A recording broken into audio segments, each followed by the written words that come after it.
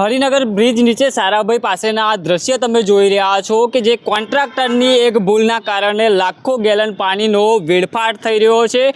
ચોખ્ખું શુદ્ધ પાણી અત્યારે ગટરમાં વહી રહ્યું છે।